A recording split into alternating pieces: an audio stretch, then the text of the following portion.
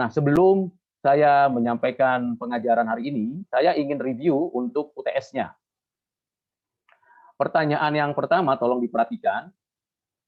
Ditanyakan adalah bagaimana cara yang dilakukan oleh sebuah gereja agar ibadah minggu di gedung gereja tetap fokus menyembah Allah Tritunggal. Itu yang pertama. Bagaimana caranya? Caranya tentulah melakukan tata ibadah liturgi yang ketat, yang teratur, yang baik, yang benar, di mana di dalamnya pastilah ada doa, pujian, dan khotbah. Itu caranya. Mengajak jemaat, menghimbau jemaat betul-betul melakukan satu ibadah minggu, ibadah raya di gedung gereja. Entah gedung gerejanya sudah permanen, sudah dapat izin atau tidak, itu tidak menjadi bahan pembahasan. Yang ditanya bagaimana caranya. Jadi caranya menggunakan liturgi yang ketat, yang jelas, yang terarah untuk menyembah Allah Tritunggal. Jadi tidak ditanya yang lain-lain. Nah, coba periksa sendiri jawaban masing-masing ya. Yang ditanya hanya itu. Nggak ditambah, nggak dikurang. Yang kedua, upaya apa yang dilakukan supaya jemaat ikuti liturgi? Ya dibagikanlah lembar tata ibadahnya dengan baik. Kalau dia pakai online, ditentukanlah ketentuan lagunya, pujiannya, itu upayanya. Tidak menggunakan handphone, pakai pakaian yang rapi, mandi dulu, bersih-bersih dulu, makan, minum, sarapan dulu yang sehat. Kalau dia offline karena kondisi pandemi, ya dia harus jaga jarak, ikuti protokol kesehatan, lalu tetap fokus. Lalu upaya yang berikutnya apa? Para majelis, para pengurus memperhatikan jemaat kalau main HP ditegur. Itu upayanya.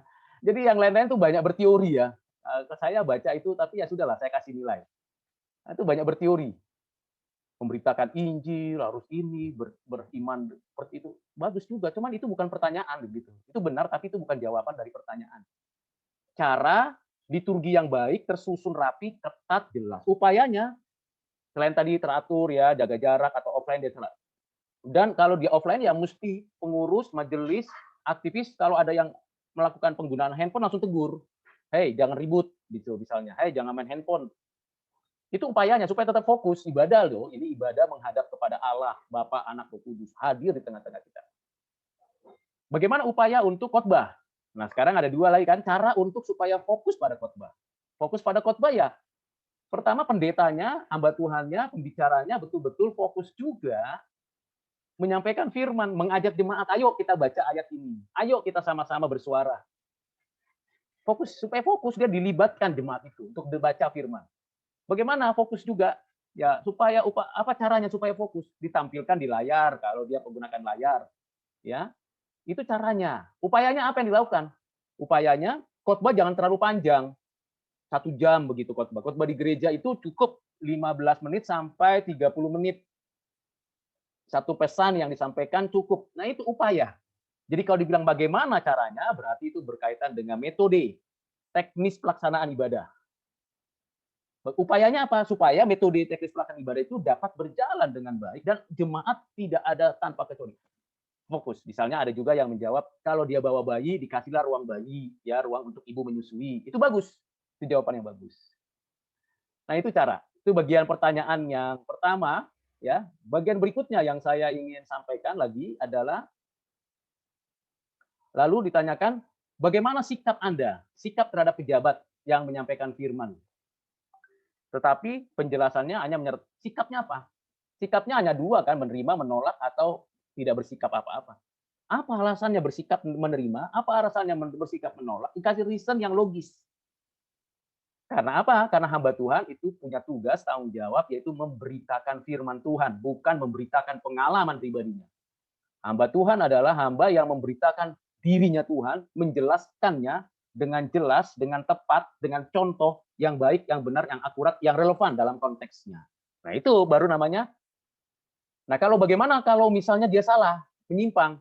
Ada dua cara kan, melalui pengurus kita berbicara, atau majelis, melalui aktivis, atau kita berdua 4 mata dulu, baru ajukan 6 mata. Atau ada juga gereja yang modelnya setahun ibadah, baru dievaluasi, itu terlalu lama. Terlalu lama ya, kalau setahun dulu baru evaluasi.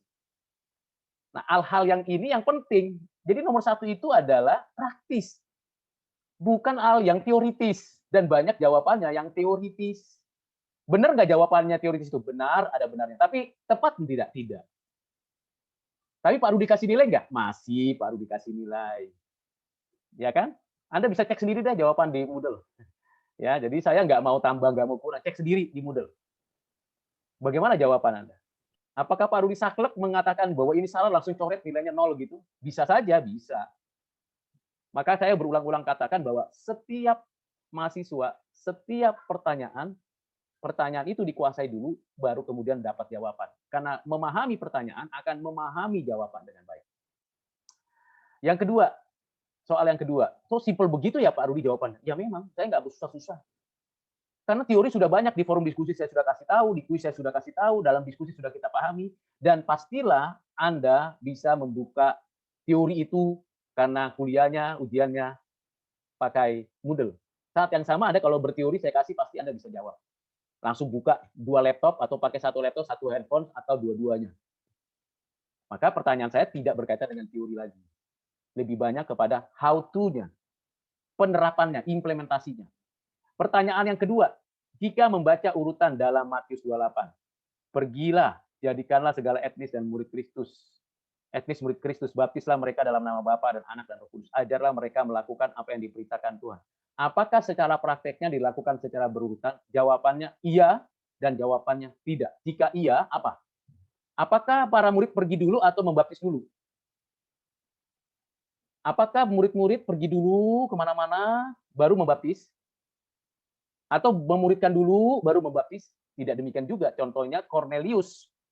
Cornelius itu murid dipanggil, yaitu Petrus. Dan yang dibaptis bukan hanya Cornelius, seisi rumahnya bisa jadi ada anak-anak di situ. Dibaptis dalam nama Bapa, Anak, Roh Kudus. Jadi di sana belum ada pemuritan loh, belum ada pemuritan. Belum juga mereka karena Petrus dipanggil untuk pergi ke rumah Cornelius. Yang hadir di sana sudah ada murid, sudah jadi murid? Belum. Tapi mengapa dibaptis? Karena baptis mendahului pemuritan. Berarti tidak mutlak urutannya. Tapi ada juga yang lain, misalnya Sida-Sida dari Ethiopia. Dia sudah jadi murid, tapi bukan murid Kristus. Dia murid agama Yahudi. Dia belajar perjanjian lama. Lalu dia minta penjelasan dari Filipus. Dan akhirnya Roh Kudus membukakan hatinya, membukakan pikirannya, lalu dia sendiri minta dibaptis. Sudah dewasa. Beda juga dengan yang di Yerusalem, 3.000 orang. Mereka datang ke Yerusalem, bukannya murid-murid itu pergi ke tempat-tempat mereka, tidak. Mereka datang ke Yerusalem. Ribuan orang, Yahudi. Bukan untuk mendengar berita Injil, bukan untuk KKR. Ayo hadirilah bersama-sama KKR yang dilaksanakan oleh pengkhotbah Petrus gitu. Tidak ada. Mereka datang hanya untuk merayakan Pentakosta. Apa itu hari raya ke-50 tahun atau 50 hari dari harinya yang disebut dengan hari Paskah. Mereka sedang mau merayakan keagamaan Yahudi. Bukan untuk dibaptis, bukan untuk sengaja dengar firman, dan tidak ada pemuritan. Setelah mereka dengar murid Yesus itu Petrus memberitakan firman, mereka dibaptis, mereka memberi diri dibaptis, lalu kemudian pasal berikutnya, mereka dididik, dimuridkan. Jadi dibaptis dulu baru dimuridkan. Nah, dalam konteks sekarang bagaimana? Dalam konteks sekarang yaitu orang Kristen yang lahir dalam keluarga Kristen dibaptis dulu baru dimuridkan. Kalau yang tadi lihat perjanjian baru tadi dibaptis dulu baru dimuridkan. Kisah Para Rasul pasal 2. Jadi itu ketentuan yang saya sudah minta untuk Anda baca, pelajari, dengarkan firman. Dibaca, dipelajari. Nah, jadi urutannya bagaimana? Urutannya ya bisa tidak. Mengapa ada urutannya? Karena memang itu perintah Tuhan. Kalau untuk penginjilan misalnya atau misionari pergi ke pelosok atau pedalaman daerah Papua atau Kalimantan. Seperti saya ke Kalimantan Barat, ke daerah Putusibau, saya memberitakan Injil. Beritakan Injil ke sana, kasih kabar baik ke sana, mereka percaya kepada Kristus, lalu dimuridkan, baru dibaptis. Itu wajar, karena mereka belum percaya sama Tuhan. Tapi kalau mereka sudah percaya kepada Tuhan, biasanya gereja-gereja membaptis dulu, baru kemudian dimuridkan. Namanya kelas katekisasi. Itu yang terjadi. Jadi bisa iya, bisa tidak dengan alasan-alasan yang logis ada di dalam Alkitab, dalam sejarah gereja juga ada. Pertanyaan berikutnya dari yang kedua, bukankah ada banyak gereja yang menunggu saja di gereja untuk membaptis orang yang datang, padahal belum tentu mereka adalah murid Kristus? Bukankah kalau mengikuti percatuan gereja pergi memproklamasikan Injil berbagai etnis ke seluruh dunia untuk memuridkan mereka, lalu membaptis yang sudah dibaptis? Iya, jawabannya bukankah? Iya, benar. Mereka seharusnya menjalankan apa yang disebut dengan mandat Injil. Pergilah. Seperti yang saya katakan tadi, ada yang memang dibaptis karena mereka sudah keluarga Kristen, sudah jemaat di sana. Jadi mereka yang datang karena beribadah di sana, keluarganya di sana, dan hidup di sana, lalu kemudian, tapi gereja adalah gereja yang bersaksi, pergi ke tempat lain, pergi ke mana-mana, melakukan misi, lalu di sana mengadakan pemuridan dan pembaptisan. Itu yang terjadi. Bisa anak-anak, bisa remaja, bisa orang tua. Murid Yesus itu tidak harus. Murid Yesus yang paling muda siapa? Rasul Yohanes. Murid Yesus yang paling tua siapa? Rasul Petrus. Mungkin jaraknya sekitar 30 sampai 40 tahun jaraknya. Masih muda sekali Rasul Yohanes, tapi dia yang pertama kali memahami tentang inkarnasi, dan dia yang terakhir kali mati di antara banyak rasul, dari antara 11-12 rasul yang ada. Itu yang kita bisa lihat. Berikutnya adalah, selanjutnya bagaimana gereja menjadikan segala etnis murid Kristus? Bagaimana gereja? Ya pergi beritakan Injil kemana saja. Jadi kalau gereja tidak pernah memberitakan Injil, tidak menyampaikan kabar baik kepada bangsa-bangsa lain, itu berarti dia punya hutang Injil. Hutang Injil kepada Allah karena tidak pergi menjadi saksi Kristus. Karena kuasa Tuhan, kuasa Roh Kudus itu untuk menjadi saksi Kristus. Bukan untuk menyembuhkan. Kuasa Roh Kudus, jika kuasa Roh Kudus turun atas kamu, kamu akan menjadi saksiku, kata Kristus. Kisah pasal 1 ayat 8. Mujizat, miracle, tanda, itu bisa diberikan Tuhan kepada siapapun tanpa orang itu percaya atau tidak percaya. Contohnya, 10 orang kusta. 10 orang kusta itu disembuhkan Tuhan, tapi justru 1 orang saja yang kembali kepada Tuhan. Jadi mukjizat bisa diberikan Tuhan kepada siapa saja yang Tuhan mau, dan itu tidak berkaitan dengan keselamatan. Tetapi kuasa Roh Kudus diberikan kepada gereja, kepada kita, kepada orang Kristen untuk menjadi saksi, tapi bukan untuk menjadi sakti. Nah, beda ya, saksi dan sakti. Saksi S, sakti T.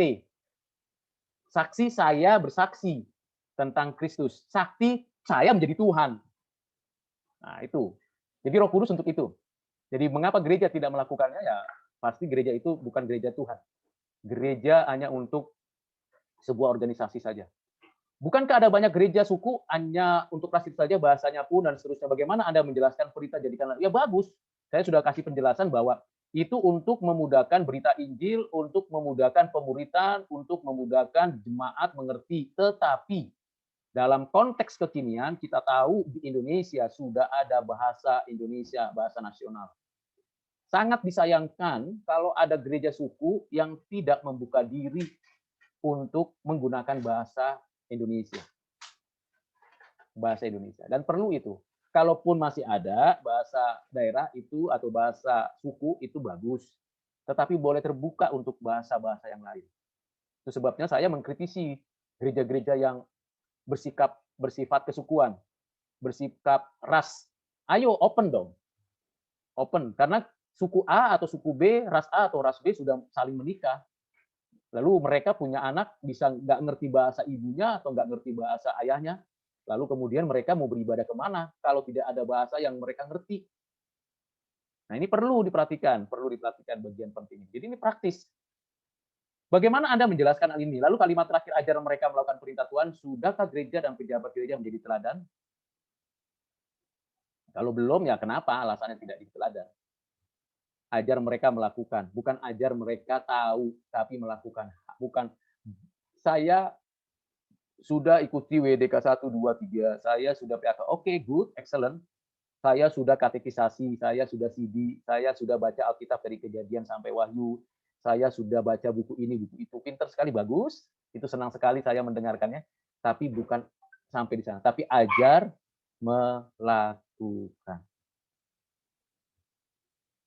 Jadi pertanyaan pertama, itu adalah pertanyaan yang kekinian. Pertanyaan kedua adalah pertanyaan isu gereja saat ini. Masalah-masalah problematika gereja. Yang diperdebatkan masalah cara baptisan, waktu baptisan, tapi esensinya gereja tidak diperdebatkan. Ayo, masih banyak loh yang belum mendengar berita Injil. Ayo, gerejamu, gereja apapun, siapapun denominasinya. Ayo, ajak pendetamu, romomu, majelismu, pengurusmu, buat program. Tiap minggu ada pemberitaan Injil ke non-Kristen. Ayo, ajak. Tahu kan semuanya sudah ngerti, ajak pendetanya. Ajak majelisnya.